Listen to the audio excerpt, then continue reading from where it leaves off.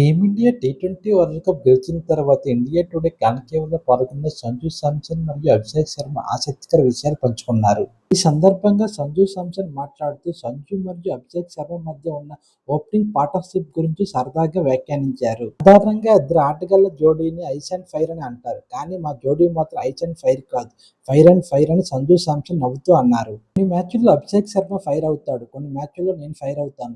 అదే మా జోడీ ప్రత్యేకతని సంజు తెలిపారు. 2024 నుంచే తమ ఇద్దరి మధ్య మంచి అండర్‌స్టాండింగ్ ఏర్పడిందని, మధ్యలో కేరళ, పంజాబ్ ఫ్రెండ్‌షిప్ కూడా పనిచేసిందని చెప్పారు.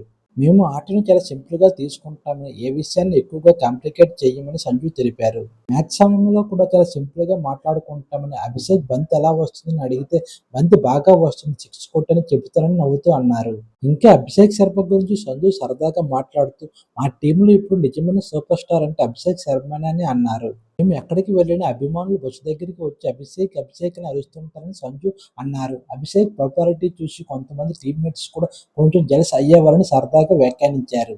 అంతేకాదు ఇంత ఫేమస్ అయ్యావు కాబట్టి త్వరగా పెళ్లి కూడా చేసుకో బ్రదర్ అంటూ అభిషేక్‌ని స్టేజ్ పైన ఆట పట్టించారు సంజు శాంసన్. ఇక అభిషేక్ శర్మ కూడా సంజు గురించి ఎంతో ప్రశంసించాడు. సంజు శాంసన్ చాలా ప్రశాంతంగా ఉండే వ్యక్తి, చాలా కేర్ చేసే వ్యక్తి అని అభిషేక్ చెప్పారు. టీమ్‌లో సంజు లాంటి ఆటగాడు ఉంటే ఎప్పుడూ మీ వెనక ఎవరో ఒకరు సపోర్ట్‌గా ఉన్నారనే భావన వస్తుందని అభిషేక్ శర్మ తెలిపారు. గ్రౌండ్‌లోనూ, గ్రౌండ్ బయట కూడా సంజు ఎప్పుడూ సపోర్ట్ చేస్తాడని అభిషేక్ శర్మ అన్నారు. ఇక టీ20 వరల్డ్ కప్‌లో తన ఇన్నింగ్స్‌ల గురించి సంజు శాంసన్ మాట్లాడుతూ ఈ వరల్డ్ కప్‌లో తాను 3 సెంచరీలు మిస్ అయ్యానని చాలామంది అనుకుంటున్నారని, కానీ తనకు మాత్రం మరింత పెద్ద విషయం జరిగిందని చెప్పారు. తాను జట్టుకు ఉపయోగపడే ఇన్నింగ్స్ ఆడి టీం విజయానికి సహకరించారని, చివరకు భారత్ ట్రోఫీ గెలిచిందని సంజు తెలిపారు.